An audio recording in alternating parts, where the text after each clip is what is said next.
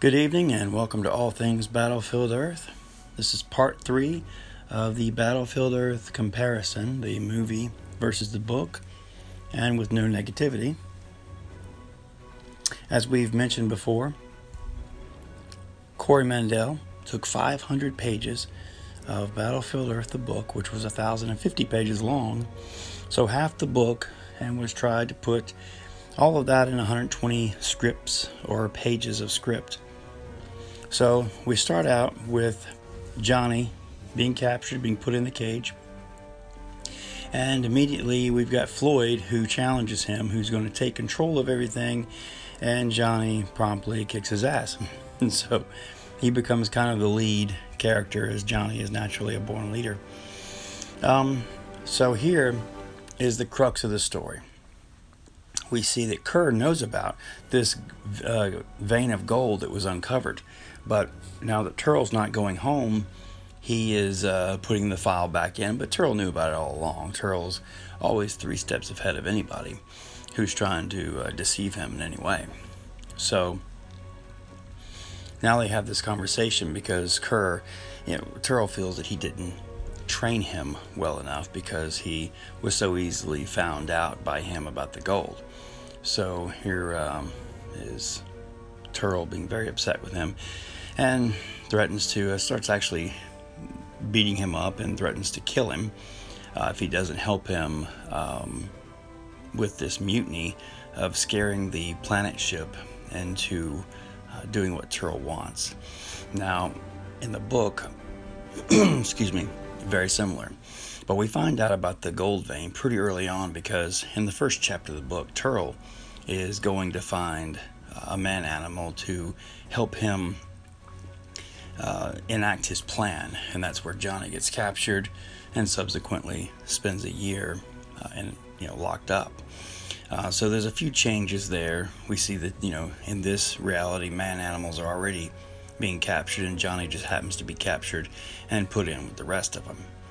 So, but that is the ultimate idea of the book, is that Turl wants Johnny to train other man animals so that he can mine the gold, and for Turl is going to send that gold back to Cyclo, and sometime in the near future go back and claim it.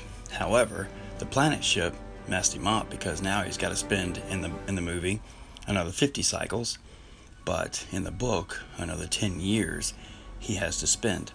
So he has to maneuver things, and he's still trying to get leverage on the planet ship, but he doesn't have it yet. So now he's got to use Kerr to be able to spread word of this possible mutiny that's coming up. And of course, that scares the planet ship, but still not enough for Turl to get leverage. But that's what's going on here. Turl is decidedly not going to kill Kerr, but enlist him in the help of continuing Turl's plans of becoming rich. So,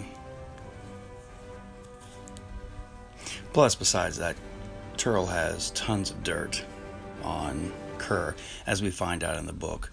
We don't see all that in the movie, of course. There wasn't enough time, but in the book, Turl has so much on Kerr that he pretty much has to follow the instructions of what he's told. So here is Turl mentioning the mutiny to the planet ship and trying to scare him a little bit. And then here's where he enters his plan, which is very similar to the book because he does the same thing. He tries to get meetings with the planet ship in order to convince him that there's a mutiny going on, and to convince him that to save, since how the planet wasn't profitable according to Numph, he wants to do this secondary thing of training man animals to run machinery to what he feels or thinks, and trying to get Numph to understand, is to help with the making Earth more profitable for the Cyclos. So this is him trying to convince him, and of course Numph is not buying any of it. He's like, no, this is not going to happen. And here he says, we stick to the original plan, which is, I believe, dialogue directly from the book. They go on half pay as soon as they arrive, which was a direct quote from Numph in the book. That's something that I appreciate very much in the movie, is that they quote characters a lot. So the movie is a lot like the book in many, many ways. And again, Corey Mendel did a hell of a job, in my opinion. Thank you.